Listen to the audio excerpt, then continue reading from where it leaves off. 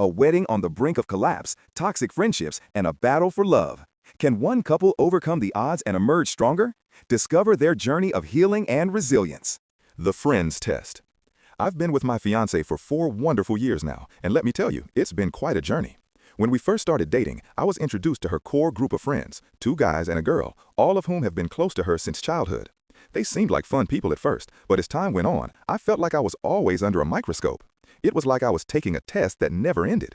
I knew they were protective of her, and that made sense, considering her past relationships. She's an incredibly kind and empathetic person, but she's been hurt before, and those scars run deep. Initially, I thought their protective nature was sweet. However, it soon became clear that they were constantly trying to show me my place in her life. They would swoop in during our dates, whisking her away as if I weren't even there. It made me feel small, like I had to fight for her attention, even though she was with me. After a while, I reached a breaking point and decided to talk to her about it. Surprisingly, she hadn't noticed it before. Once she saw it for herself, she called them out and threatened to cut ties with them. They apologized, but it was only to her, not to me. Fast forward to a week ago. I was finally ready to propose, and I picked out a beautiful engagement ring that belonged to my grandmother. I knew my fiancé had always dreamed of having a traditional proposal, and I wanted to honor that. In our culture, the bride is welcomed into the family with heirloom jewelry from the elders. My grandmother was excited to gift her a complete set, but I knew it might not match her modern style. Still, I thought she would appreciate the sentiment behind it. However, when my fiancé's friends visited while she was out, they confronted me. They accused me of being selfish for giving her gifts she may not want. I felt a surge of anger. They had no right to come into my home and insult me or my family's traditions. I stood my ground and told them that my gifts to her were none of their business. Then they went too far by comparing me to her past partners and accusing me of emotional abuse. I was fuming and, in a moment of frustration, told them they were no longer my groomsmen. My heart raced and I knew I had crossed a line, but I felt justified in protecting my fiancé from their toxic influence. When she returned home and I told her what happened, she was upset with my decision. I could sense the disappointment in her voice. She had always wanted her friends to be part of our wedding, and now I had taken that away from her. I felt torn. Had I really gone too far? The question echoed in my mind as I lay awake that night, wondering what the future held for us. Would this decision ruin everything we had built together? Part 2, the fallout. The next few days were a whirlwind. My fiancé and I had a lot of discussions about her friends, and I realized how deeply entrenched they were in her life. She struggled to see the manipulation that was happening right in front of her. I loved her dearly, but I also felt an overwhelming urge to protect her from these so-called friends. They had crossed a line, and I wasn't going to let them undermine our relationship. After some time, she admitted that while she was disappointed in my actions, she understood why I did it. It was a relief to hear that she didn't agree with her friends' opinions about the gifts. Still, she felt that I could have handled the situation differently. I knew she didn't want to choose between me and her friends, but the longer we talked, the more I sensed that these friendships were toxic. As we continued to discuss the situation, I realized I needed to gather more information. I had heard whispers that one of her friends, Ray, might have had feelings for her in the past. I decided to confront this head-on. I asked her directly about her history with him, and she initially laughed it off. But when I pressed, she admitted that he had asked her out once after a breakup. She had turned him down, seeing him as more of a brother than a potential partner. This stirred something inside me. I began to wonder how much these friends were influencing her perception of our relationship. Were they trying to sabotage what we had? I felt a growing sense of urgency to get to the bottom of this. I needed clarity, not just for myself, but for her sake as well. I couldn't shake the feeling that there was more to the story. But just as I was piecing things together, I stumbled upon something shocking. I reached out to one of her exes, someone I had a connection with through work, to see if he had any insights into her past. I was completely unprepared for what he told me. When I asked him why he ghosted her, his answer left me speechless. He claimed that he had been told she had schizophrenia, which was why he abruptly ended things. My heart sank. This was not the woman I knew. I had lived with her for nearly 2 years. There was no way she had such a condition. Part 3, the confrontation. Armed with this new information, I felt compelled to share it with my fiancé. I knew it would hurt her, but she needed to know the truth about what her friends had been saying behind her back. When I played the recording of my conversation with her ex, I watched as her heart shattered. The disbelief and pain in her eyes were gut-wrenching, but I believed it was necessary for her to see the extent of the manipulation. After a few days of processing the shock, she finally decided to confront her friends. She invited them over under the pretense of discussing some changes to the wedding plans. I could sense the tension in the air as they arrived, oblivious to the storm that was about to unfold.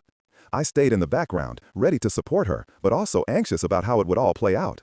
The moment she dropped the bombshell about what her ex had said, their reactions were predictable. They tried to deflect, blaming me for trying to isolate her. But my fiancé didn't let them off the hook that easily. She had recorded their earlier conversation, and when she played it back, their facade crumbled. They had no choice but to acknowledge their manipulation. As they tried to justify their actions, I could see the anger and betrayal in her eyes. She demanded answers, pushing them to explain why they had lied to her ex. It was a surreal moment watching the three people who had been so close to her for so long reveal their true colors. They admitted they believed she and Ray would be a better match, and they had been trying to create conflict between us all along. They admitted they believed she and Ray would be a better match, and they had been trying to create conflict between us all along. The realization hit her like a ton of bricks. In that moment, I felt a mix of emotions: anger for what they had done to her, pride in her for standing up for herself, and sadness for the friendships that were now irreparably damaged. She ended the friendship on the spot, telling them to leave her home immediately. They protested, but she stood her ground, threatening to call the police if they didn't leave. As they walked out, I could feel the weight of that moment shifting in our favor. But even as we celebrated this small victory, the aftermath was looming just over the horizon. How would her family react? Would they understand her decision to cut ties with her childhood friends? The uncertainty left me feeling anxious about what would come next. Part 4. Family Dynamics. As soon as the trio left, I noticed a shift in the atmosphere. My fiancé was shaken but resolute. We spent the next few hours talking, processing everything that had just happened. She was relieved to have confronted her friends, but also grappling with the reality of losing them. They had been a significant part of her life for so long, and now they were gone. The first thing we did was inform her parents. I could see the worry in her eyes as we prepared to tell them what had transpired. Would they support her, or would they side with her friends? To my surprise, her parents were fully supportive of her decision. They were furious about the way her friends had treated her and reassured her that she had made the right choice. This was a massive relief for both of us. However, the fallout didn't end there. News spread quickly among our friends and family. Some were supportive, while others were caught off guard. The trio tried to spin the narrative in their favor, claiming I was isolating her and being abusive. But the friends who knew the truth stood by us, and for that I was grateful. It was a strange time, filled with mixed emotions. My fiancé was dealing with the heartbreak of losing her childhood friends, and I felt a protective instinct growing stronger. I wanted to shield her from the negativity and hurt that was swirling around us. We agreed to take a step back from the wedding planning for now, needing to focus on healing and addressing the emotional turmoil. As we settled into this new reality, we talked about seeking therapy, both individual and couples counseling. We wanted to ensure that we were strong enough to face whatever challenges lay ahead. I felt hopeful that we could work through this together, but I also knew it would take time. The road to recovery was long, and I was committed to walking it with her. But just as we were beginning to find our footing, I received a message that would change everything. It was from Ray's parents, and it left me feeling uneasy. They were not taking the news well and had some demands of their own. What did they want, and how would we respond? Challenges. The message from Ray's parents caught me off guard. They were demanding that my fiancé reconsider her decision to cut ties with their son and his friends. They claimed that her actions were too harsh and that the trio deserved a second chance.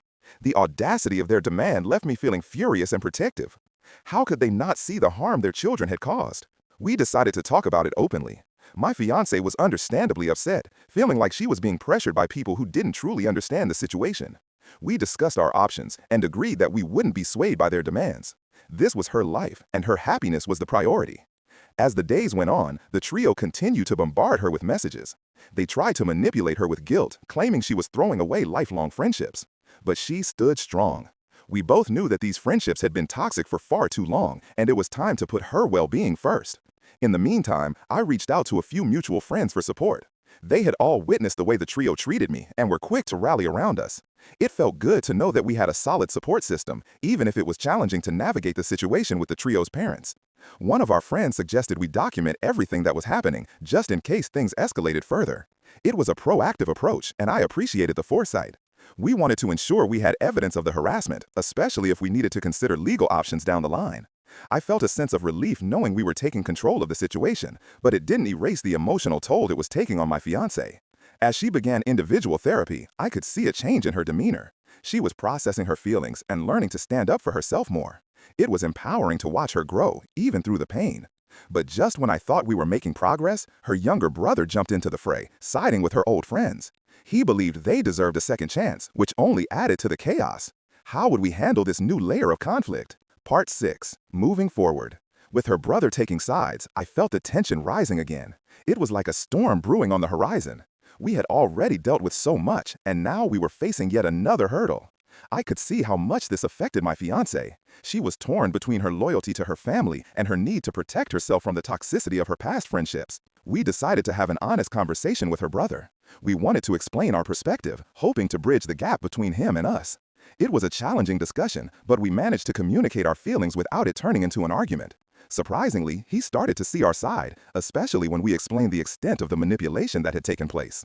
As things settled down with her brother, we focused on our relationship. The therapy sessions were helping my fiancé immensely, and I was learning how to be a better partner in this tumultuous time. We were both committed to healing and ensuring that we wouldn't let past traumas dictate our future. Eventually, we decided to set a date for our wedding, one that felt right for both of us. We chose a small, intimate ceremony that honored our love without the pressures of outside influences. It felt liberating to take control of our narrative again.